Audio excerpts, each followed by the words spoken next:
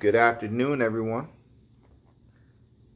It is my intention and my wish that you have had a successful and productive and joyful and grateful, peaceful, confident, fulfilling morning. So, man, life's been great. I've been investing a lot of time into myself, which is funny because my fiance's LinkedIn hashtag is invest in you. And I do firmly believe that the best investment that we can make in this world is into ourselves because, as Gandhi shared, my life is my message. So, what a better message than self development and self growth and self improvement, self fulfillment? Ooh, I believe that I read this yesterday. Aristotle, it was either Aristotle or Socrates, shared that the ultimate purpose of human existence is to find happiness.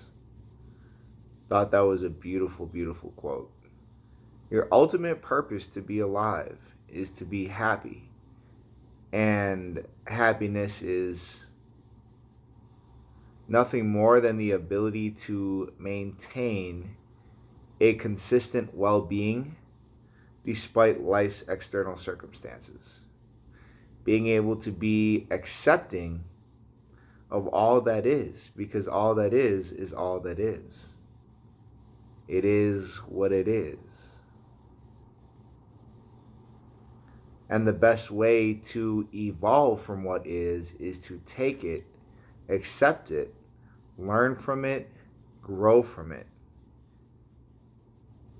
And whatever external circumstance that is in your life that you may not enjoy to the fullest, it will move on.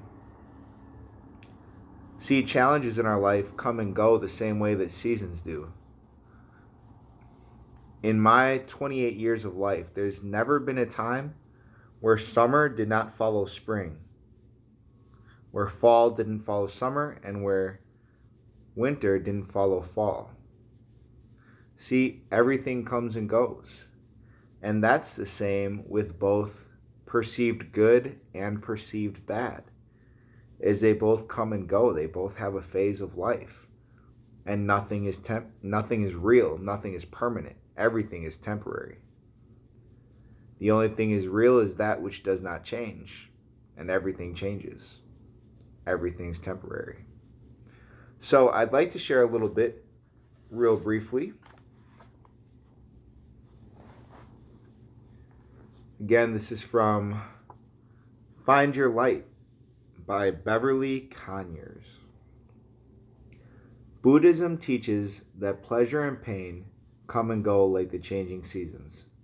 Being attached to one or the other creates needless suffering. And the only way to avoid it is to accept life as is. As Lao Tzu put it, be content with what you have.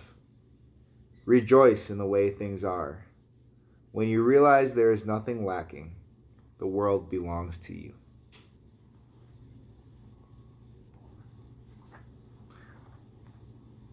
When you realize that nothing is lacking, the world belongs to you. When you realize that everything is perfect the way it is and the time that it is, the world belongs to you. Create your ideal reality by making actions regardless of the external environment. Make actions towards the life that you wish to live. Many of us stay in unhappy situations because we're afraid of what we'll suffer if we try to change. But fear of suffering can in itself become a source of pain, depriving us of the ability to live fully.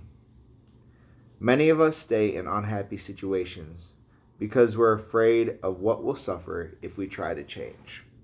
And this leads to one of my favorite quotes. I definitely learned this from Dr. Dyer.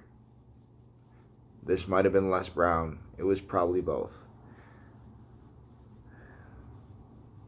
Many people would rather live in a known hell than an unknown future. Many people are on a job that they complain about. It's a known hell, but they'd rather stay there than take the risk of living an unknown future and moving on to something new. Many people stay in a relationship with a spouse or a friend that's not healthy for them. They'd rather stay in that known hell than move into an unknown future. Many people are unhappy with their eating habits, but they'd rather stay in a known hell than an unknown future. It's wild. Yet everything new comes out of the unknown. So if we want to create change in our life, we need to step into the unknown. Why would someone stay in a known hell? It reminds me of the story of the dog that was sitting on a nail and howling. And a individual walked by and saw this dog howling on this individual's porch. It was a neighbor. And he asked his neighbor, "Why is your dog howling?" And he said, "Well, he's sitting on a nail." And he said, "Why doesn't he move?" And the neighbor on the porch responded, "Because it doesn't hurt enough." So many of us live in situations that hurt, but not enough to move. It's important to move when it hurts, though, because otherwise the nail gets much sharper. And what I mean by that is life will force you to move. Life will force you to act. And when life forces you to act, it's never as clean as if we would have simply acted voluntarily.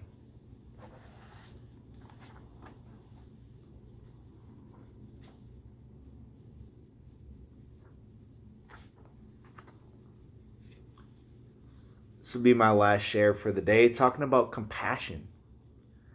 And that through suffering, we are meant to find compassion.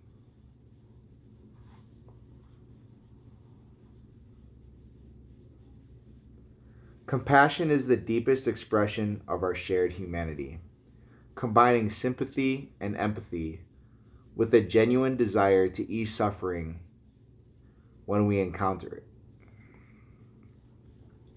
Compassion can help us bridge the gap between ourselves and others. When we practice compassion, we discover that we are not alone in our suffering, that through our suffering, we are linked to the rest of humanity, and that in the words of Mother Teresa, if we have no peace, it is because we have forgotten that we belong to each other. We're all one, universal love, universal source, universal connection. So be accepting of what is, understand what is, and if you want to make a shift in what is, then you can do so. I read something yesterday on Instagram that shared that every cell in our body is made with infinite potential. Too many of us blame genetics or our external environment or our circumstances for the way things are, when in reality, it's our mind. And the power of our mind to make decisions and therefore take actions towards our ideal reality, toward our ideal human life, is what can create the dream that many people have chosen to live.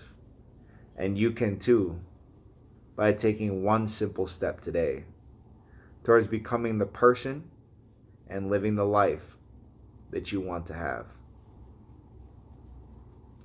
The divine in me always recognizes the light in you. We're equal. We're all human. We all share the highs and lows of life. That's why I have compassion for all. I've experienced suffering. You've experienced suffering. We all have. And that's the unity that we share together. So rather than being judgmental, let's be accepting and understanding and compassionate for our fellow human beings. Everything is possible. See, Dr. Dyer had shared that when we cut off our imagination from what is possible, that we're shutting the door on what could have been. He had shared that nobody knows enough about anything to become a pessimist, which is so true. We don't know enough about anything to be a pessimist.